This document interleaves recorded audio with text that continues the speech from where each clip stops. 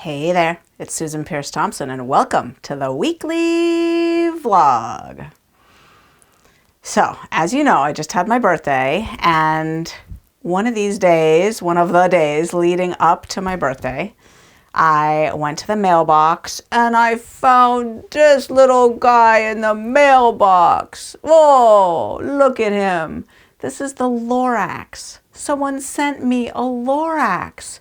A dear, dear, dear bright lifer in California, you know who you are, sent me a Lorax. First of all, I love stuffed animals. I do. I have many of them. Roster is my oldest and most beloved. As you might know, I've shot other vlogs with him.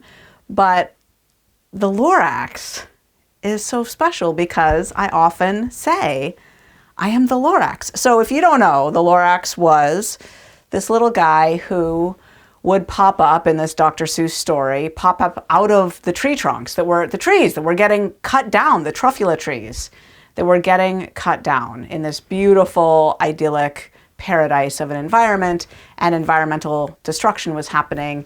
And he always said, I am the Lorax, I speak for the trees.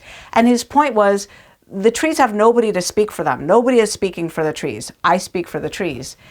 And when I say I'm the Lorax, I speak for the tens. I speak for the food addicts. And the reason I do that is because nobody else is speaking for them. And it's 20% of our population. And so I want to give some context in this vlog. What do I mean by that? What do I mean when I say no one else is speaking for them? What are the ways in which we need someone to be keeping an eye on how things pertain to people who are high on the food addiction susceptibility scale? And in this case, the tens, like the people who are really high.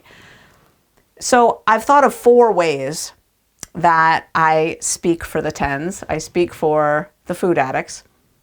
And the first way is in interpreting dietary recommendations. So many people out there are advocating for people's health. And this is important. This is so critical. Food impacts health. And to most doctors, this is news. They don't think about it much. They're busy prescribing pills. But a lot of doctors, and especially functional medicine doctors, lifestyle medicine doctors, are starting to really think about how our food and our lifestyle impacts our health. And they're advising things, right? And then, of course, there's all of the other people online and elsewhere who are advising things about what to eat, how to live, how to exercise, what to do for your health. And that's really critical. There's a lot of people advocating for people's health. But in the midst of this, no one is really thinking about how these recommendations impact people in particular who have a brain that's already hijacked by sugar and flour, already hijacked and tweaked and warped in that particular way that addiction warps the brain. And let me give you an example. Green juice, smoothies, right? Celery juice, wheatgrass juice. If you've got cancer, all of these sorts of green juices for health and etc. Great idea for health. Not great if you're a food addict. And the reason this matters is that these foods have their fiber lattice network destroyed. They're going to hit the bloodstream really fast with their fructose and glucose, and not just impact blood sugar, that's one thing, but they're going to impact the reward centers of the brain. And to the food addict, that might mean a pint of ice cream tonight for dinner, right? And which is going to undo all the great effects of that wheatgrass juice, right? It's like no point in drinking the thimbleful or the shot glass of wheatgrass juice if you're going to chase it down with a pint of ice cream. So it matters that someone is saying, hey, it's actually not worth the health benefit of that juice if you're a food addict, right? Another example, whole food plant-based advocates are very fond of saying it does not matter how much you eat when you're eating the right things. If you're eating plant foods, low density foods, fruits, vegetables, grains, legumes, you can eat as much as you want of that. Well, that's true, but not if you're a food addict. Not if you're a 10 on the food addiction susceptibility scale, because quantities alone are incredibly triggering, and it is detrimental to your health to eat 7 Honeycrisp apples and top it off with, a pound of Brussels sprouts. Like, that is not good for your health. Overeating is not good for your health. And most people will never overeat those foods.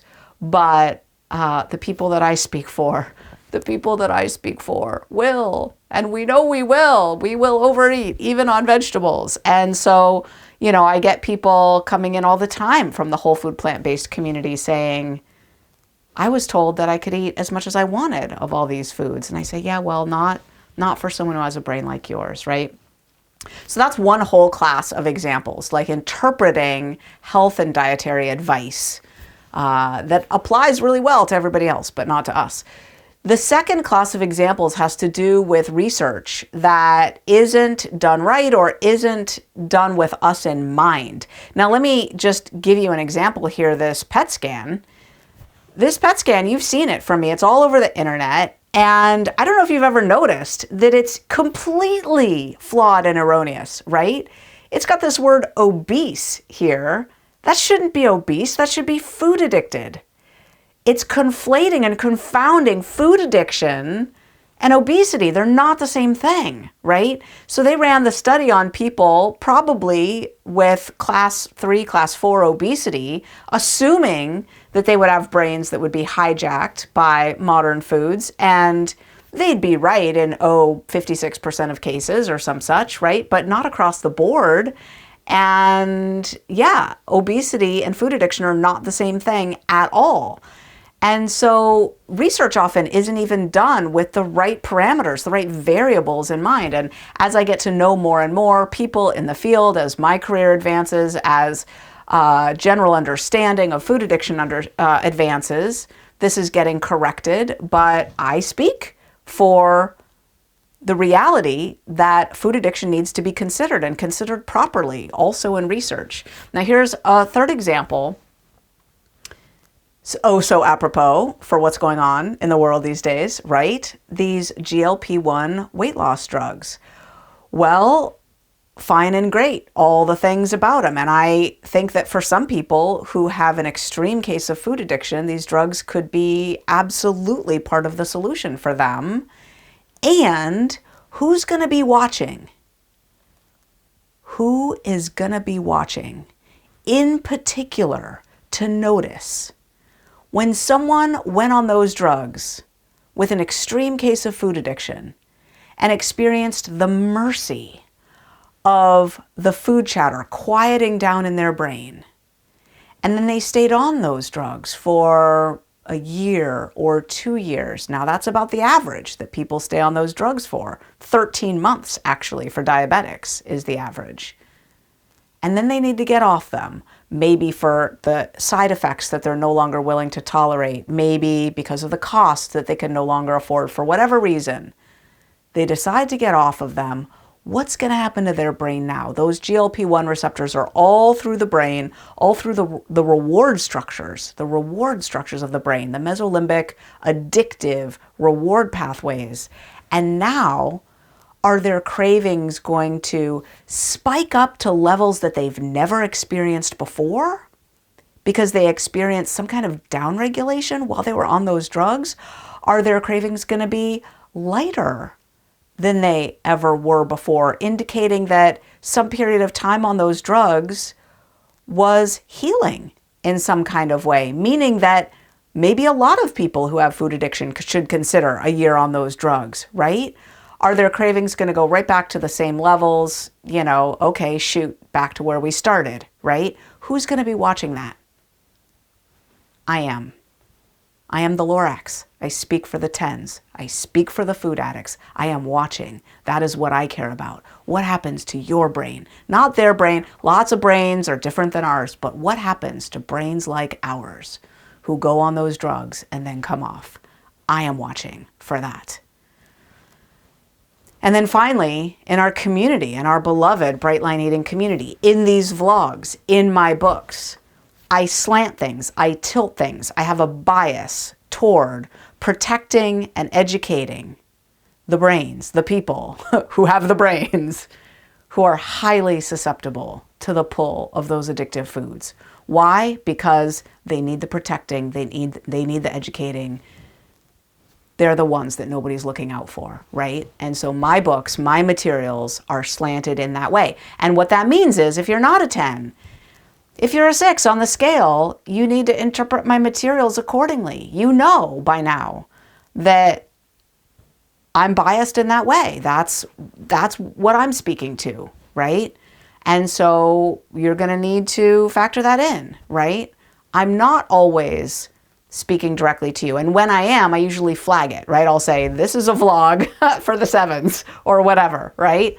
But in our community, I'm biased in that way as well. I want our community especially to be a safe space. Here's an example. In our circles, which are the online support community platform that's not Facebook that we have, and in the Facebook group for that matter. In our online support community, we do not allow pictures of foods at all.